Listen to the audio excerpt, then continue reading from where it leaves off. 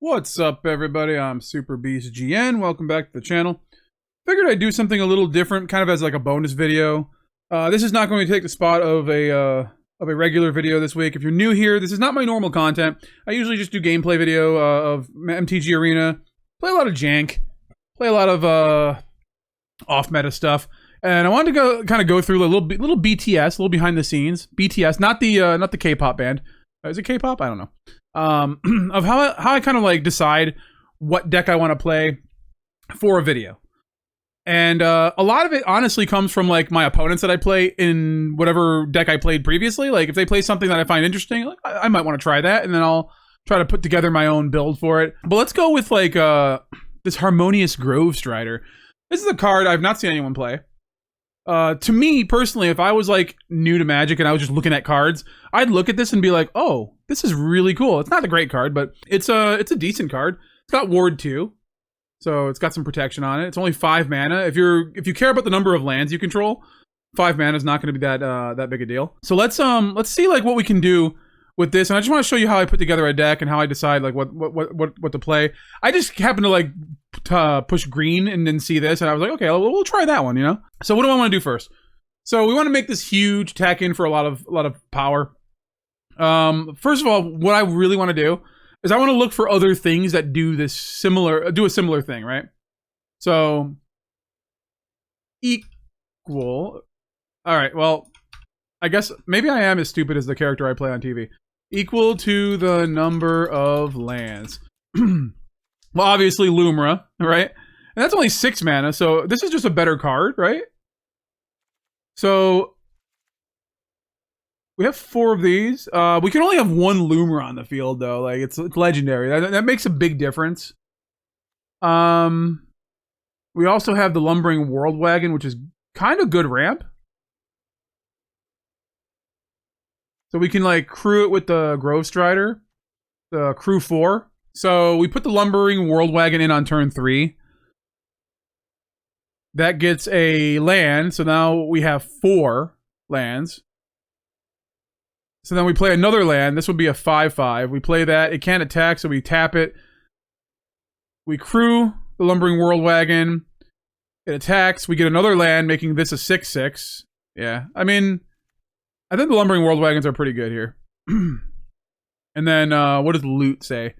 You may play an additional land on each of your turns. For 6 mana, look at the top 6 cards of your library. You may reveal a creature card with mana value less than or equal to the number of lands you control. From among them and put them onto the battlefield the rest of the... I mean, something we might cut from the final build, but, you know, sounds good right now. The one thing when you have something huge that you're attacking in with is you got to have that trample, right? So let's type in the word trample and see if there's anything we can do to give something trample, either permanently or just temporarily for a win. Target creature gets blitzball shots. Okay, I think there's something better though, right? Biosynthetic burst, trample and indestructible is pretty good.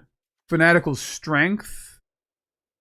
3/3 and trample. Let's take a look. 3/3 and trample. This is the same exact thing, right? So that's an instant. That's an instant. Fanatical strength and blitzball are kind of identical. I think they're actually identical. Yeah, a lot of stuff that does the same thing. So Hunter's Talent's pretty good, right? It fights. It's a removal spell. One thing green lacks is removal, and this does give trample. And at the beginning of your end step, if you control a creature with power 4 or greater, draw a card. That's really what we're going for. So I think Hunter's Talent. We start with 4. We could cut some later, but we start with 4 there. Herd Heirloom. We only have 1. And a lot of times, a lot of people will ask me, like, why didn't you put this card in? Why didn't you put that card in?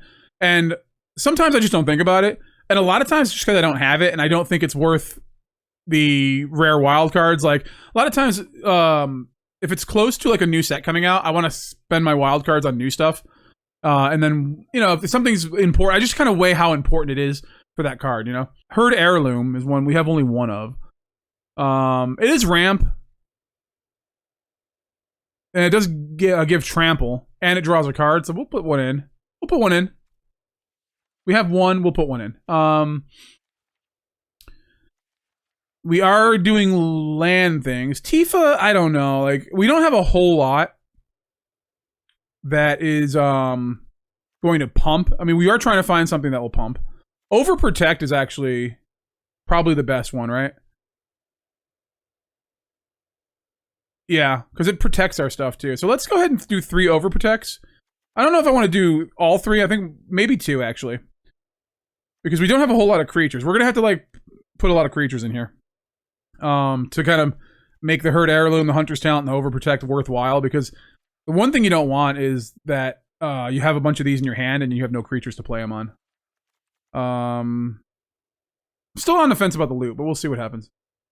Let's see what else we got. So, I think we want to kind of attack in for a lot, so... do we want 3 over? You know what? We could put 3 over. Oh, 3 Overprotect is good. We want them. Now, Llanowar Elves is probably one of those things where it looks good. It could be good. Yeah, I think we'll go 4 Llanowar Elves. I'm a big fan. If you've watched my content, I'm a big fan of the Clifftop Lookout. In that, like, it does something similar to Fenrir. Fenrir is very good too. And the draw a card if you have the greatest power is pretty good, especially if you have one of these out. But the only thing is that summon Fenrir does go away after the 3rd chapter. And it does not have reach. I really like the reach on the Clifftop Lookout, especially in builds where we're pumping, where we're able to pump something. We don't have like permanent pumps here, but we could find something. I do like this card called, is it Garruk? Garruk's Uprising is pretty good. When this enchantment enters, if you control a creature with power 4 or greater, draw a card. Creatures you control have trample, and whenever a creature you control with power 4 or greater enters, draw a card. I think that might actually be... Is that better than the Herd Heirloom? Yeah, you know what? I think we're going to get rid of the Herd Heirloom and just keep the Garruk's Uprising. I like drawing those cards. Keep drawing the things. Now, listen. My mind races like a mile an hour. That's not very fast. But it's pretty fast for me. And I have like ADHD, so like the way I think, the way I like determine things is like different than the way a normal person would determine things. So how many do I put in here? I'm going to start with 2. Because it really doesn't do anything if you don't have the creatures. So we're going to have to find some creatures. If I find enough creatures where it's worthwhile, because if you think about it, we do have creatures in here. Clifftop Lookout, Summon Fenrir, Llanowar Elves. None of that matters because this cares about power 4 or greater. And then none of these have that. Now, a Summon Fenrir could give another Summon Fenrir power 4 or greater, but these are just to get lands onto the field. So let's look for creatures. Well, it is going to be like scattered about, guys, but this is like, I'm just trying to give you like insight on how I figure things out, you know? Oh, go not collected. And we're in green. Let's go look for green. What else benefits from lands? We could go landfall, right? Landfall. I mean, Bristly Bill. But like, honestly, like, are we I mean, they get... Okay, so this gets bigger. So if Bristly Bill's on the field with Harmonious Grovestrider, and I know what you're thinking. I know quite well that we don't have to play the Grovestrider, that the Lumra is enough, but like, honestly, the Grovestrider, I just like to play jank stuff. I just like to find stuff that nobody's playing and just like try to like make it good, make it interesting for the viewer, and just go like, oh, I've never seen that before. That's cool. And I'm like, whatever, you know. And I know a lot of people will be like, oh, I've never seen that before. There's a reason for that. But I like to, I don't know. Loot. I'm just... So Bristly Bill, okay, like, so this is exactly what I'm talking about. ADHD. I'm like Garruk's Uprising, Harmonious, loot, back to Bristly Bill. Bristly Bill, Spine Sower, so puts a counter on something when land enters. The Lumra will get lands from the graveyard. So we got to find ways. And here's the thing, Lumra is here for the power, right? It's got Vigilance and Reach too, which is really good. Love that Reach. But it does mill and does get lands from the graveyard. So it is beneficial to probably play something where lands will go in the graveyard. Let's get a couple Bristly Bills in there. Fabled Passage is another... There it is. But does it not show up if I don't push land? Fabled. Colorless. Huh. That's odd. Alright, so we'll do 4 of these just for like the landfall triggers of Bristly Bill. It's pretty good. These are pretty big, and I talked about, like, these get pretty big, and what I talked about before is that, like, you want trample, you want some kind of evasion. We want... What's that one that people use in the landfall decks? Escape Tunnel, there we go. Yeah, so this is basically works as an Evolving Wilds, but at the same time, we can sacrifice it, and we can make something unblockable. That's power 2 or less, though. Maybe, you know what? Rogue's Passage probably better. There we go. Target creature can't be blocked. It's 4 and tap. Target creature can't be blocked. So, like, that's the one we want, right? The other one I think is good if we have, like, the cactus. So this is just a thought process that goes through my head. Like I was thinking one thing, and I didn't realize it was, like, power 2 or less. And so then it caused me to, like, change my train of thought. Like, it would be good, but... if we're just powering everything up and everything's going to be like a 10-10, like, that's not going to matter anyways. We're at 58 cards. We have 4 removal, 3 protect spells. The question is this a lot? You know, like, is this a lot of non-creatures in a deck where we want, like, a bunch of creatures, you know? I guess the Bristly Bill could be good. I don't really want to use the Tifa. Because we don't have a whole lot of pumps. And Tifa cares about her current power level, which Bristly Bill does help, but I just don't. I think it's okay, but I think it's required for a different deck. I don't think the deck we're building right now is exactly what I want her for. The Garruk's Uprising. So the only thing that Garruk's Uprising is going to actually help is these two, right? What can we do? How can we care about this Garruk's Uprising? So I do want to... Well, it gives everything trample. So, I mean, that's... Alright, so... instead of trying to make this work for every creature, we could just look at it as, like, it's a passive way to just have trample. Creatures you control have trample, which is nice. So, I think that's the way we look at it. And the occasional, if we, you know, summon, like, a Lumra or a Harmonious Grovestrider, or if we already have, like, a big Bristly Bill out or something like that, or something that the summon Fenrir will put a counter on. And we can always crew the Lumbering Worldwagon as well, and then play the Garruk's Uprising, because it happens when this card comes in too, not just when creatures come in. So we could keep 2. I like it. And then what else we need in here? Green. We're just going mono green for this. It's very simplistic, you know. I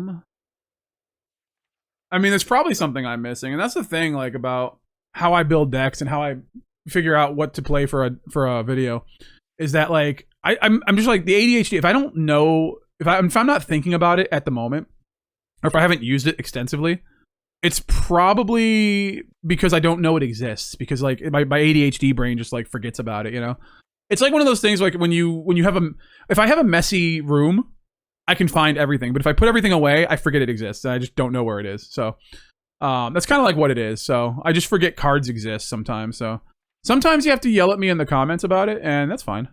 I just sometimes don't remember, that's all. Nessie and Horn. At the beginning of combat on your turn, if you control another creature with power 4 or greater, put a +1/+1 counter on this creature. It's cheap. We're gonna have the 4 power creature. I think we get a couple of those. Now we can cut some other things, like, I want to say the loot can go. We can play an extra land on our turn, but I don't think we really need to with, like, the amount of ramp we have.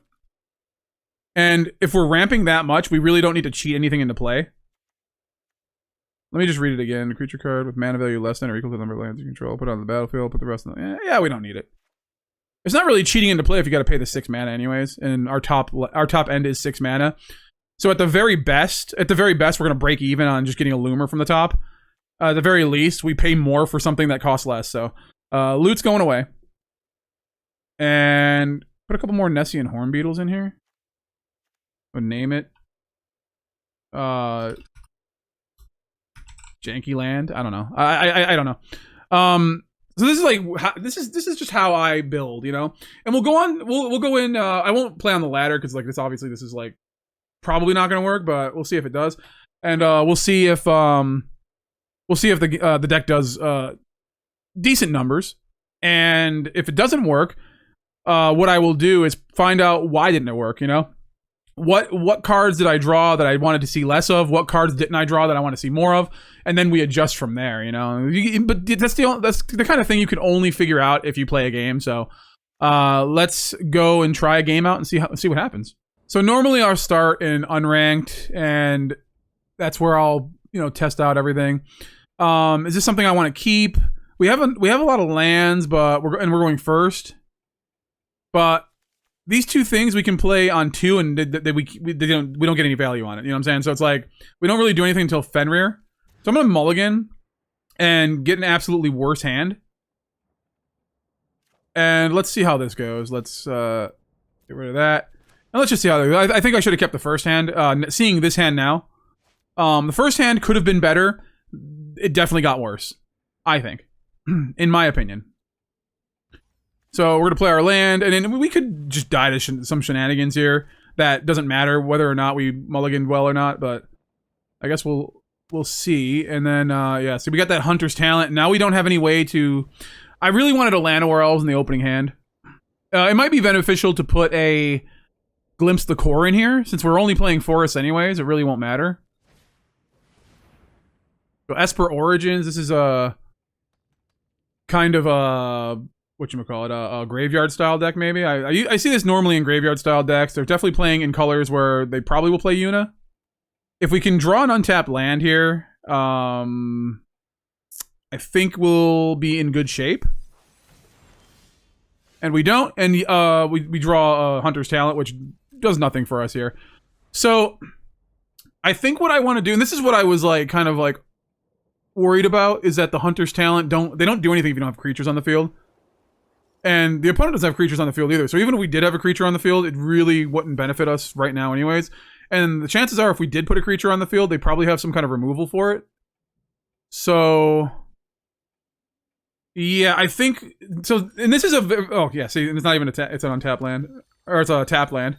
That's fine. We'll play it out and see what happens, but even if we can't draw the land, we get to see, like... what happens if we don't draw the extra land that we need, you know? What happens if we don't have Llanowar Elves in our opening hand, you know? We need to figure out stuff like that because that's stuff you gotta kind of plan for, you know? So, we'll pop the Fabled Passage. Not like it's gonna be any surprise to anybody, but we'll get a Forest. And, we'll play a... I want to say... oh, yeah. So, 2 insects. Let's get our... no need to... they're tapped out, so there's nothing they can do anyway, so... let's just grab the forest now, and boom, and there... oh, there, look at that. So... play the summon Fenrir. It can't block either of these. This is where the Clifftop Lookouts really come in.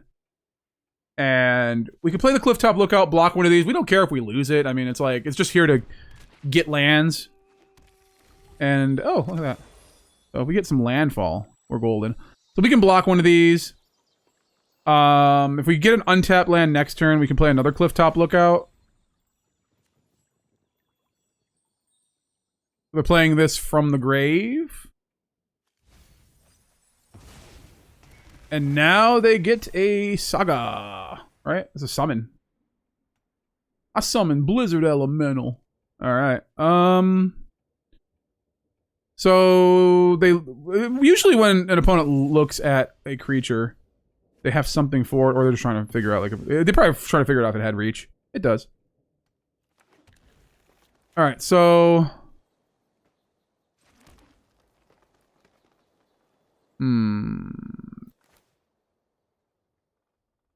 so what I want to do is we'll play the Hunter's Talent. That comes in. Or we'll play the Fenrir. That comes in. We get a land. I'm going to... kill one of those. Not going to attack because of the 4/4. Alright, so we've kind of gotten to a point where if anything we draw now, we're able to play. Still worried about the opponent just doing the things. Like, they have Smuggler's Surprise, which is Could just kill us out of nowhere with just, I mean, they have the mana to play it right now. But I think they want to play it on their turn, or on our turn. This way they can attack freely. Like, if they do it at the end of our turn, it's basically like they just have haste. Like, kind of. Not really, but... And there's the Yuna. We knew about the Yuna. We figured about the Yuna. And then all they have in the graveyard is a summon Fenrir, which isn't too scary. Except now that they'll have something else. Oh. They don't. Alright, cool. Not bad. They get to attack us. I don't think I'm going to block. Doesn't seem good here. Alright, this is just a learning experience, folks. This is a learning experience. So hopefully you guys find this interesting. I just thought it'd be kind of fun to like do a little BT. Oh. Okay, no, that's actually good, right? So we can do summon Fenrir. We get a land. We can play the Garruk's Uprising and we'll draw a card. I like that. There's another Garruk's Uprising. What? Can't really do anything here. They want to attack with the... Would I double block? No, it's a bad... It's kind of a bad exchange. Well, is it a bad exchange? They don't really get anything back with the Yuna, so... Yeah, it's a bad exchange, so... Unless they can get something in the graveyard now. Which sure they can. Yuna's not a huge threat. That's a problem. Alright, so they're gonna kill that. They're gonna hit me for a lot. I'm probably gonna die. And they have trample, and there's no reason not to attack with everything. This is 10, 11, 12, 13, 14, 15, 16, 17, 18. I am having to block here.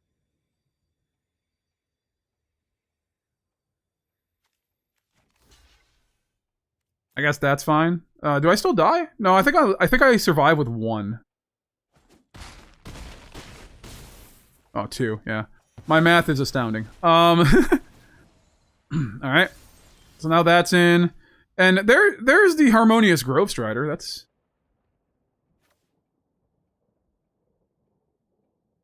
I mean, it doesn't matter, like... Right? Because it's 5. We get the Hunter's Talent. We draw a card, though.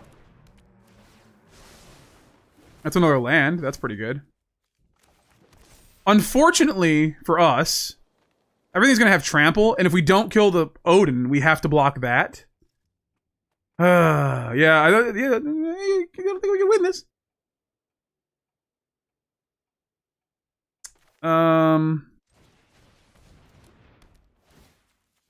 Is this... Enchantment creature. Is this an enchantment creature? During your turn, Yuna and enchantment creatures you control have trample, lifelink, and ward 2. How come this was bigger?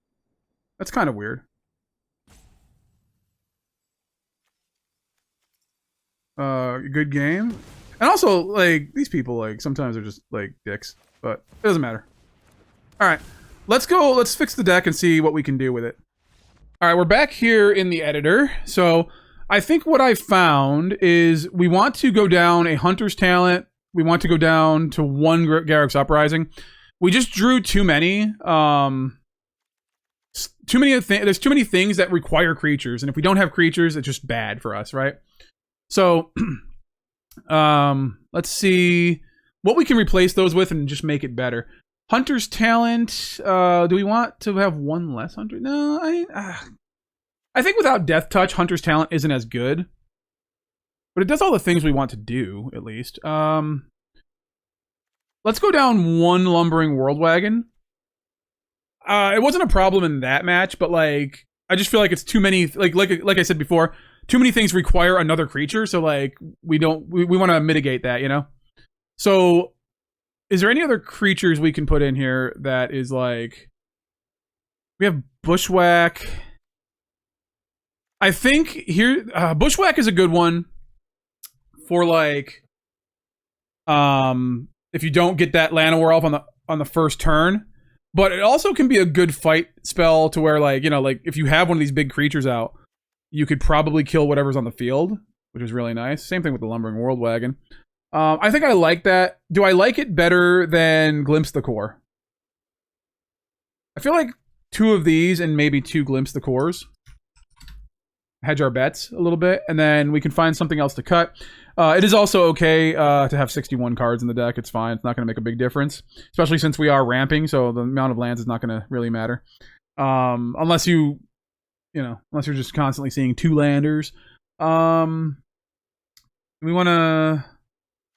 Maybe 2 Overprotects. We have a lot of stuff that gives trample now. Like, like we have the Uprising, the Talents, and the Overprotect. We don't need that many. We could try this. This might be good. All right, let's get back into the games and see if this is a little better. I would like to see our big payoffs more. But I don't know what we can do. There's not a whole lot that really... I mean, we could just go another Lumra. Go down 1 land since we're ramping anyways. All right, let's try this. Once again, folks, if you like the content, if you like this kind of content, hit that like button. Let me know in the comments, all that good stuff. Here's the thing. Like, I do like doing this content, and I don't think this is going to be a good matchup here. I do like doing this content because I get to be a real person. Like, honestly, if you're doing content, if you're a content creator, you have to be yourself, but turn it up to like 11. You have to, you can't have the personality of a bowl of oatmeal, because then, like, just it's not interesting. So I like just doing this like real stuff, like where it's just like me and not like a version of me. Let's see. Do I want the home beetle? I do. It is a blocker of some sort. And then we didn't get to really ramp as much there, so we get to play the Clifftop Lookout. I do like that. Bristly Bill, of course. And this is the mistake people make. He didn't make the mistake. I'm saying most people do. They always put, like, the counter on the Chocobo. And I always wonder, like, why? Like, put it on the Bristly Bill. Make it harder to kill, you know?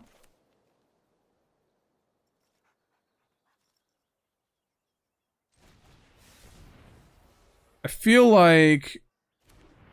Alright. We're gonna get to the Lumra. Oh, that's really good, because now we get to play the all the Fabled Passages, get them back. Oh, okay. I mean, we're still gonna be dead before then, but, like, this was definitely better. And I don't know why we're not, like, really seeing, our Llanowar Elves in our opening. We put 4 Llanowar Elves in, and, like, a lot of times, like, we have the Llanowar Elves, you know, like, so does it put it on itself? Or no, it puts it on whatever. It just gets the lands. What is better to block? It does not matter, because it's all 6 damage. Well, let's just block that. Who cares? Alright, so...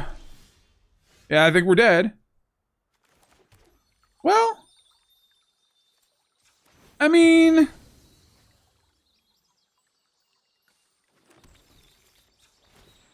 if they don't... I mean, obviously they're going to have another land. They're going to power it up. I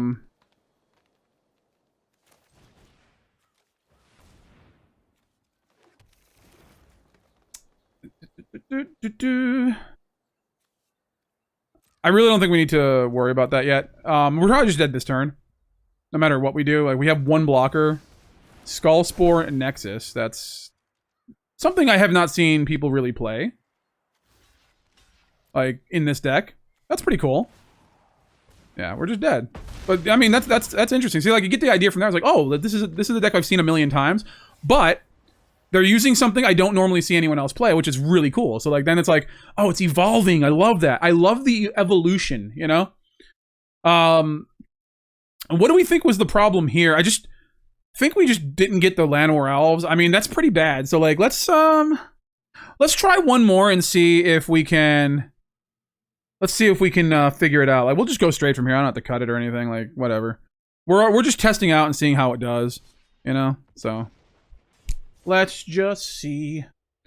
I love this real stuff. Like I said, I love this real stuff. I love being a real person. You know?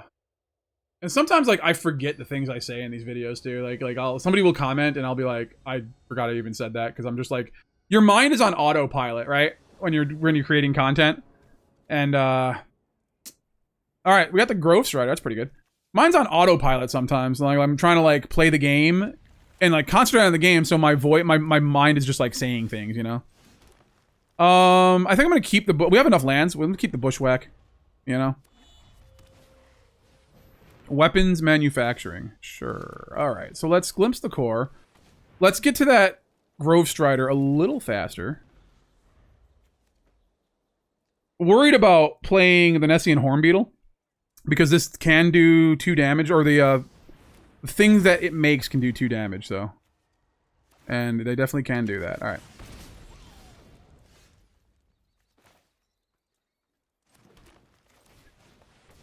All right, so next turn, we can play...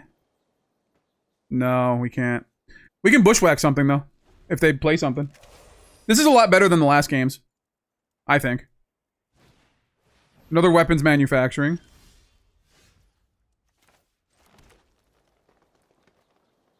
All right. I will attack you. And the Grovestrider has ward, which makes it even harder to kill. Especially when they have to do 2 damage at a time. That's a tap land. Okay.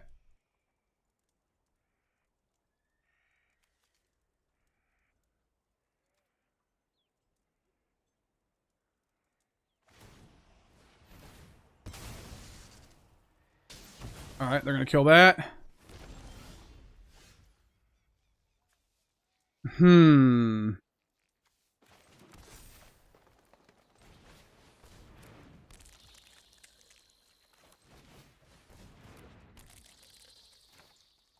This doesn't come in tap, does it? Good. Alright, so... I'm just gonna fight this.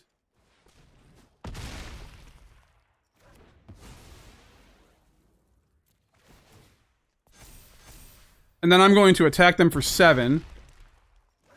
And then we're at 18. They have 2 ways to do 2 damage. Let's see what happens. Duskrow's Reliquary. Alright, so they're gonna hit me, because nothing else can die.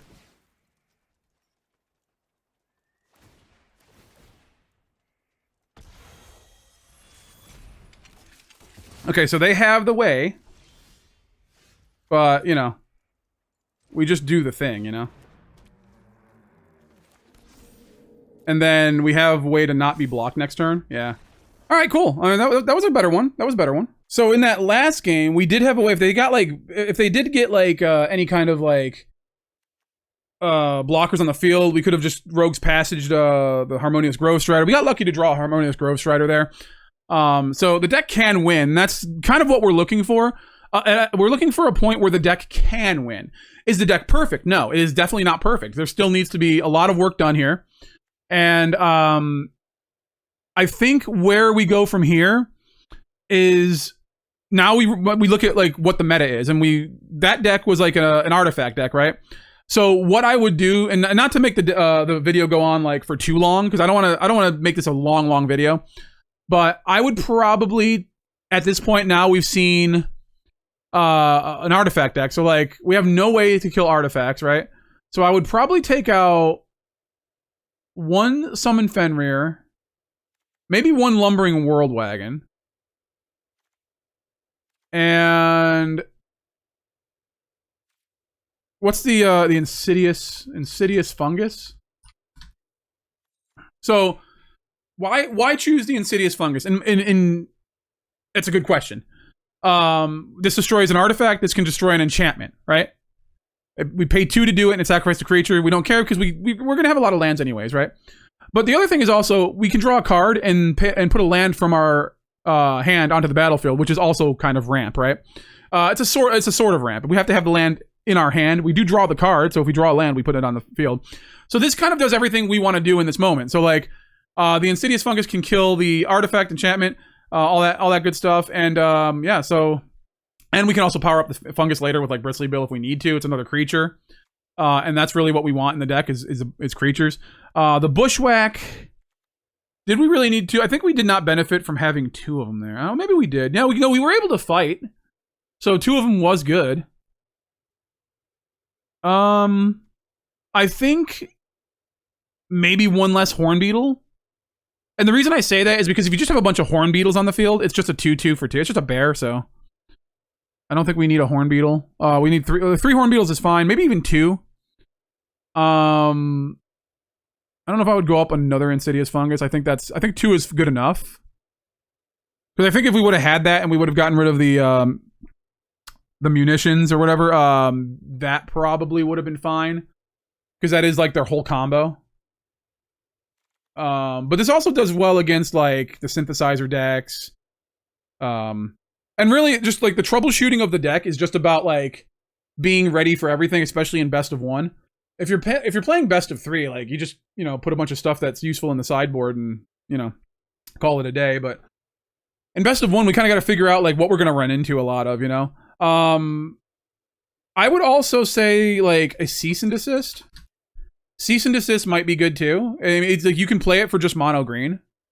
It gains life, it draws cards, it destroys all artifacts and enchantments, which ideally isn't good for our Hunter's Talent, or our Garruk's Uprising, or our Fenrirs for that matter. But really, our payoff is just like the Bristly Bill and then the 2 big creatures that become big, or the Lumbering Worldwagon too. But we really would want to focus on these, and we don't need to play the cease and desist for its 6 cost. We can always just exile something from the graveyard. And what's nice about that is that if our opponent has a Reanimator deck, that helps as well against that.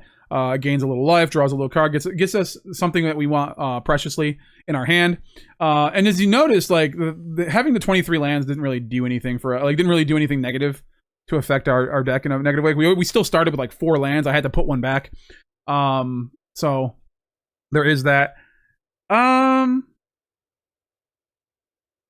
What else is there to say about this? I mean, like, I wouldn't, like, honestly, this is nowhere near a final build to anything that I would play in a real video. But this is kind of like the path I take to like figuring that out. And a lot of times you'll see a lot of the cards I play. You'll see like a lot of the same cards, you know, like you'll see like cease and desist in a lot of decks. Because like, look at cease and desist, it's so versatile. You can put it in a black deck, you can put it in a white deck, you can put it in a green deck. Like, it's just like, it goes, you know, if you have an Orzhov deck, it's perfect in that deck, you know? If you have just a mono green deck, it's good in that deck. Hell, you can use it for one of its sides, just, you know, you can splash the other color if you want to. It's just very versatile, and it does a lot of things that really hurt a lot of the meta, you know? Like, a lot of the meta is Unidecks, graveyard-style decks, or like the enchantment decks, you know, the enchantment artifact decks. So like that's a lot of ground to cover, you know. Like I can count probably like 3 decks right off the bat that if you just played Desist, you'll just win the game, you know. The synthesizer Simulacrum synthesizer deck, if they're tapped out and you just play Desist, it's just gonna annihilate them. They're just probably gonna give up because they've done all that work and now they have nothing, you know. And then the cease is like, if you know they go to reanimate something, you just exile it with the cease and, you know, you're all good. If they're playing that deck that we just saw with the munitions and stuff, yeah, if you destroy, I mean, like, yeah, if you use the desist in that situation, and then they do a bunch of damage to you, that's could be devastating depending on how many they have, but it might not be the worst, you know. But it does get rid of all the things that make those tokens. So you got to think about, like, does the good outweigh the bad, you know? Like, yes, desist kills a lot of the stuff that we have, you know, but is Hunter's Talent really that important? And how many are we going to have when we play the desist? You know what I'm saying? Like, there's a lot of variables in which, and like, when I decide, like, why would you put something in that so clearly hurts you, you know? It's like, if we're playing, like, oh, we're solely like a Reanimator deck, I'm playing Virtue of Persistence. My whole idea is playing, you know, stuff from my graveyard or my opponent's graveyard. But then I put, like, sometimes I'll put a Leyline of the Void in, and then people will be like, why? Why would you do that? Are you trying? You cut your chances in half of playing something from either graveyard, you know? And that's fine, but like sometimes if you just play the Leyline of the Void, you'll just win because maybe you're going against that one deck that plays like the graveyard stuff, the shenanigans. And sometimes you got to look at that too, you know? Like, we are in best of one. If they can't beat you in the first game, you just win because that's the only game. So sometimes it's nice to have a contingency plan. So desist kind of hurts us a little bit with a few of our things, but it's not the end of the world. And really, we want to win with the Grovestrider. And let's take away from this something that, like, the Grovestrider isn't like something I would really be serious about making a competitive deck over. So if you're looking for a competitive deck, like, honestly, like, my channel's probably not the place to be. But I do like to play like off-meta jank and just stuff that like is not like seeing a lot of play. And you know, like you see a lot of Bristly Bill, but you know you see it a lot with like the Chocobos and the Tifas and the Mosswood Dread, the Moss, you know, the Moss, the Hydras, right? And we didn't even like touch on Hydra.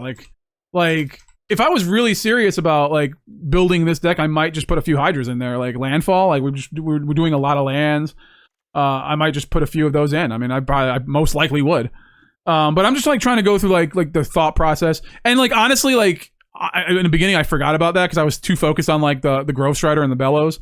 But like I would have got there eventually. I would have been like, oh yeah, like it would have probably evolved into like a full on landfall deck. So, and I guess I'm just going to end the video there. That's going to be it for this one. I just wanted to do something a little different. Maybe you like this video, maybe you don't. I don't know. It's just something I'm trying out. So hopefully you enjoyed it. If you do enjoy it, leave a like.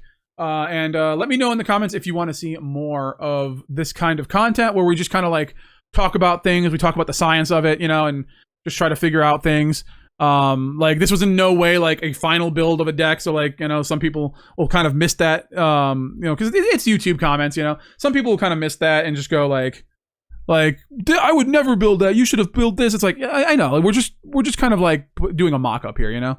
And yeah, a lot of my decks might miss some of the things. Like maybe I wouldn't have gotten to the Hydra. I don't know. Maybe I would be so focused on winning with the Grovestrider. But that is the beauty of what I do on this channel, of why I like doing what I do, is because it's so different from what everyone else is doing. Because there is a lot of people who say like, you should put this in and this needs to be in here and why don't you have this in here? But the fact of the matter is, if I just did that every single time, I would just play the same deck every single time. And you can't do that as a content creator. And I don't want to have the same exact deck as some other content creator. Like, they do what they do, and that's great. And I want to do what I do, you know? And that's what makes it beautiful. And suggestions are great. I love the suggestions because sometimes I genuinely do forget that a card exists. But the fact of the matter is, if every card was uniform, this game wouldn't be a very fun game, you know? And that's why I love doing this, because it's just like, it's like trying to make something out of nothing, you know? Like out of something that like, you wouldn't even look twice at, you know? We literally won a match with the Grovestrider. And maybe it was a bad hand on the opponent. Maybe we got lucky. But the card that we set out to use, the first card we put in the deck that we wanted to build around, is the card we won with. And that is good. That's good enough for me to go, okay, this is a deck I kind of want to build upon, you know? So thank you so much for watching. I really do hope you enjoyed.